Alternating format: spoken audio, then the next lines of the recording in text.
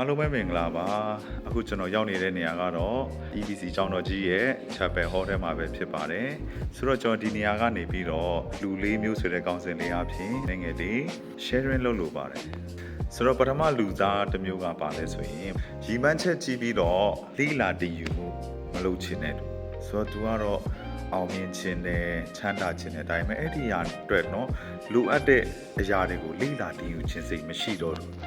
းဆိုလူတိုင်းကတော့အောင်မြင်ခြင်းနဲ့ချမ်းသာခြင်းပါတယ်เนาะလူတွေရဲ့အားကိုအားထားပြုခြင်းကိုခံရခြင်းနဲ့ဒါပေမဲ့အဲ့လိုဘဝကိုရောက်ဖို့အတွက်ဆိုရင်ကျွန်တော်တို့လိလာတည်ယူမှုလုပ်ဖို့လိုပါတယ်အဲ့လိုလိလာတည်ယူခြင်းစိတ်မရှိတဲ့သူကဘာနဲ့တူလဲဆိုရင်စိတ်ကူးရင်နေတဲ့သူနဲ့တူတယ်နော်အောင်မြင်ခြင်းနဲ့ချမ်းသာခြင်းနဲ့ပြောပြီးမှလိလာတည်ယူမှုမရှိဘူးဆိုရင်ဒါကစိတ်ကူးရင်တမနဲ့တူပါတယ်နော်သူတော့စိတ်ကူးရင်တူလို့ကျွန်တော်ကောင်းစင်ပေးလို့တယ်ဒုတိယလူစားကပါလဲဆိုရင်ဒီမှန်ချက်ကြီးတယ်လိလာတည်ယူတယ်ဒါပေမဲ့လက်တွေ့လှုပ်ဆောင်လို့စိတ်မရှိတော့ဘူးကိုကရီမန်းချက်တွေအတွက်လိလာတည်ယူထားပြီးမှလက်တွေ့မလုပ်ဘူးဆိုရင်ဒါကအလကားပဲဖြစ်တယ်နော်သူကဘာနဲ့တူလဲဆိုရင်အပျော်တမ်းကစားသမားနဲ့တူတယ်နော်ဘယ်တော့မှသူနေပဲတစ်ခုမှ professional ဓမ္မတယောက်ဖြစ်လာမှာမဟုတ်လူဆိုတာကနော်ကဘာကြီးရဲ့တနေရမှာအသုံးဝင်တဲ့လူတယောက်အနေနဲ့အသက်ရှင်ရမှာပဲဖြစ်တယ်နော်ခဏလေးတက်ရှင်တဲ့အခါမှာအပျော်တမ်းကစားသမားလူလာပြီးတော့ပြန်ထွက်သွားတာမျိုးမဖြစ်ရပါဘူးနော်ဒီနေ့ဖရားအတွက်ဖြစ်စေမိသားစုအတွက်ဖြစ်စေအတင်းတော်အတွက်ဖြစ်စေနော်ပတ်ဝန်းကျင်အတွက်ဖြစ်စေသုံးဝင်တော်သူတွေဖြစ်တက်ရှင်သွားဖို့လိုပါတယ်နော်ဒါကြောင့်မို့နံပါတ်1ကိုတော့နော်အပျော်တမ်းကစားသမားလို့ကျွန်တော်အနေနဲ့တတ်မှတ်လို့ရတယ်နော်၃ယောက်မြောက်ပုဂ္ဂိုလ်ကဘယ်လိုဖြစ်မလဲဆိုရင်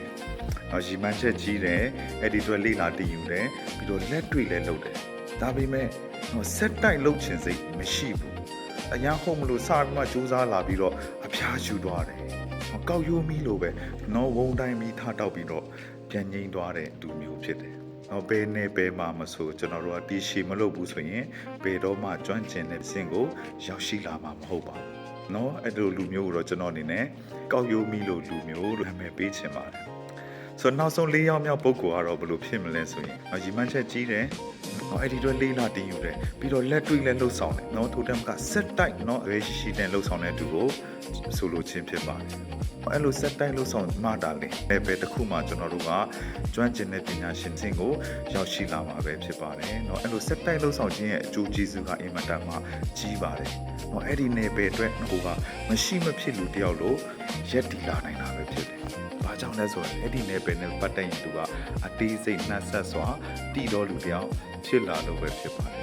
်နော်အဲ့လိုလူကဘယ်သူနဲ့တူလဲဆိုရင်မတဲထဲမှာတခင်ယေရှုပြောထားတဲ့ဓာတုတစ္ဆာရှိတော်ငယ်တာကောင်းပုပ်ဥပမာနဲ့အနည်းငယ်လေးသွားတူတာဖြစ်တယ်နော်တင်းဒီတင်းငယ်တော်မှုမှာတစ္ဆာရှိတယ်ဆိုထပ်ပြီးတော့နော်ကြီးတော်မှုကိုအပ်မယ်တဲ့နော်အဲ့နဲ့သူစီးစိမ်ကိုဝင်စားပါခင်ရဲ့ဆုချခြင်းကိုခံရတဲ့အမျိုးအစားဖြစ်ပါတယ်ဆိုတော့အဲ့လိုကိုယ်နယ်ပယ်မှာကျွမ်းကျင်တဲ့သူကအင်မတန်မှအကျိုးကျေးဇူးကြီးတာဖြစ်တယ်အစဉ်တိုးပွားခြင်းရှိတော်သူလူနေနဲ့ကျွန်တော်နဲ့တတ်မှတ်ပေးချင်ပါတယ်ဒါဆိုရင်ဒီနေ့ဒီလူလေးမျိုးထဲကနေကျွန်တော်တို့ကဘယ်မျိုးစားထဲမှာပါလဲဆိုတာပြန်ဆင်ခြင်ဖို့ဖြစ်တယ်နော်နံပါတ်1ကျွန်တော်ရီမန်းချက်တော့ရှိပြီးတော့လိလာတည်ယူခြင်းစိတ်မရှိတဲ့စိတ်ကူးရင်တဲ့သူတွေဖြစ်မလားနော်နံပါတ်2နော်ရီမန်းချက်ရှိတယ်အဲ့ဒီအတွက်လိလာတည်ယူတယ်ဒါပေမဲ့လက်တွေ့မလှုပ်ဆောင်လို့တဲ့နော်အပျော်တမ်းကစားသမားလို့လူလားနော်နံပါတ်3အစင်မပြတ်မလုပ်ချင်တဲ့လူကောက်ရိုးမီလို့လူလားနော်ခဏတစ်ဖြုတ်ပဲထားတောက်ပြီးပြန်ငိမ့်သွားတယ်ဟောကောက်ရိုးမီလို့လူဖြစ်နေမလားအမလေးရီမန်းချက်ကြီးပြီးတော့အဲ့ဒီအတွက်လေးလာတင်ယူတယ်ပြီးတော့လက်တွေ့လဲလှုပ်ဆောင်ပြီးတော့အဆက်မပြတ်တော့နေပဲတစ်ခုမှထိတီးရောက်တဲ့တီလှုပ်ဆောင်နေတဲ့သူတယောက်ဖြစ်နေမလားကိုပဲအမျိုးစားတဲ့မှာပါလဲဆိုတာကို